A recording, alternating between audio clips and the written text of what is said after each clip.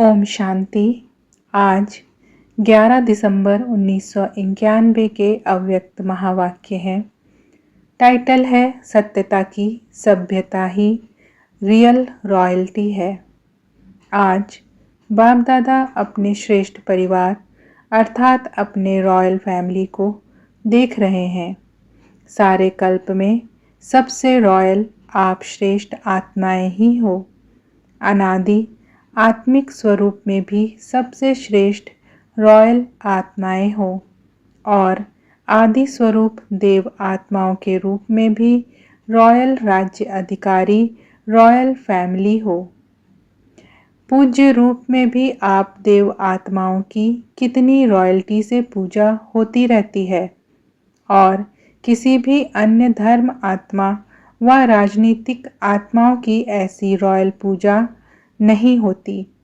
तो तीनों रूपों में अनादि आदि और पूज्य स्वरूप ऐसे रॉयल और कोई भी नहीं है, क्योंकि आप आत्माओं की प्योरिटी की ही रॉयल्टी है। ऐसे संपूर्ण पवित्र और कोई भी आत्मा सारे कल्प में ना ही बनी है ना बनेगी। यह प्योरिटी की ही विशेषता है। इसलिए सिर्फ देव आत्माओं के आगे ही यह महिमा गाते हैं कि आप संपूर्ण निर्विकारी हो और किसी भी धर्म आत्माओं की महिमा में ऐसी महिमा नहीं गाई जाती है। सिर्फ देव आत्माओं के श्रेष्ठ कीर्ति अर्थात श्रेष्ठ पवित्रता का ही कीर्तन होता है और कोई भी धर्म में कीर्तन नहीं होता है। साजों और बाजों से कीर्तन का रिवाज देव आत्माओं में ही है व संगम युग के शक्ति स्वरूप में है। यह संपूर्ण पवित्रता के विधि की सिद्धि है। इसलिए आप जैसी रूहानी रॉयल्टी और किसी आत्मा की नहीं है। तो चेक करो ऐसे प्योरिटी की रॉयल्टी कहाँ तक आई है। रूहानी रॉयल्टी की सबसे श्रेष्ठ निशानी है रॉयल्टी अर्थात रियलिटी अर्थात सत्यता। जैसे आत्मा का अनादि स्वरूप सत है, सत अर्थात अविनाशी और सत्य है। जैसे बाप की महिमा विशेष यही गाते रहते हैं, सत्यम शिवम सुंदरम। सत्य ही शिव है व गॉड इज ट्रुथ। सत्य ही भगवान है कहा जाता है। तो बाप की महिमा सत्य अर्थात सत्यता की है।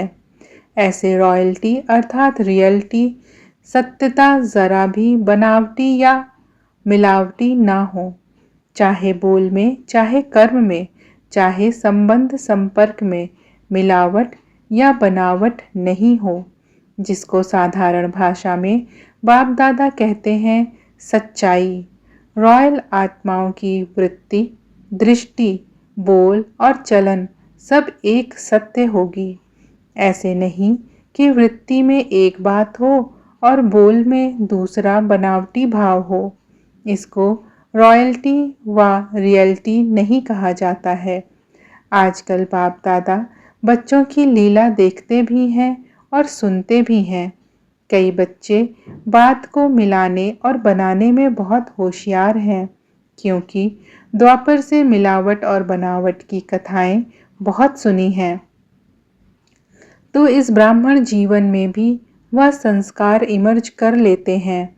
ऐसे अच्छे रूप से बात बना लेते हैं जो झूठ को बिल्कुल संपूर्ण सत्य बना देते हैं और सत्य को झूठ सिद्ध कर देते हैं।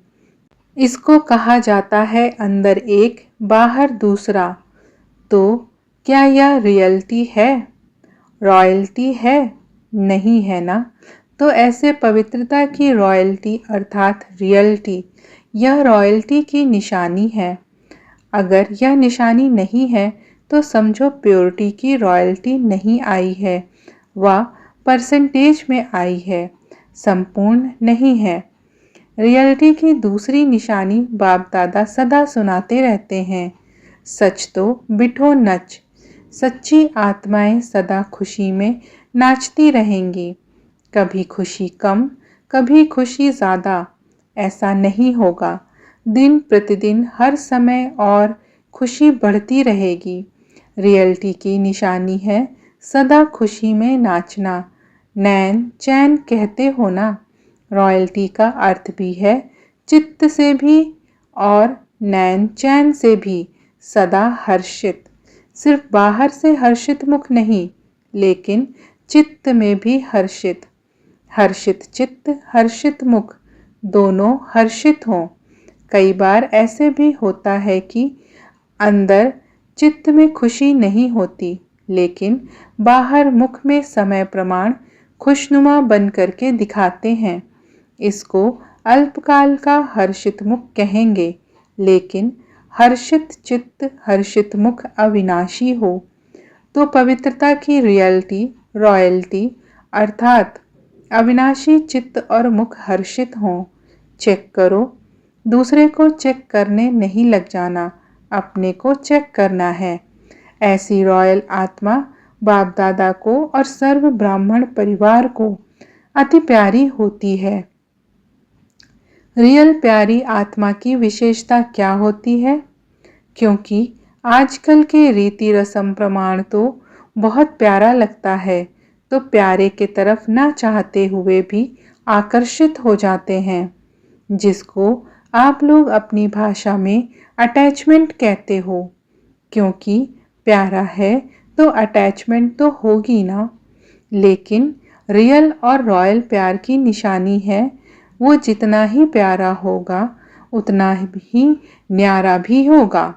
इसलिए वह न स्वयं एक्स्ट्रा अटैचमेंट में आएगा, न दूसरी उसकी अटैचमेंट में आएगा। इसको कहा जाता है रियल प्यार, संपूर्ण प्यार। वह हर्षित रहेगा, आकर्षित भी होगा, परंतु हद की आकर्षण करने वाला नहीं। तो रियल और रॉयल की निशानी क्या हुई? अति प्यारा और अति न्यारा। रॉयल्टी की और विशेषता है उस आत्मा में कभी किसी भी प्रकार के चाहे स्थूल चाहे सूक्ष्म मांगने के संस्कार नहीं होंगे, क्योंकि रॉयल आत्मा सदा संपन्न भरपूर रहती है। एक भरपूरता बाहर की होती है स्थूल वस्तुओं से, स्थूल साधनों से भरपूरता, और दूसरी होती है मन की भरपूरता।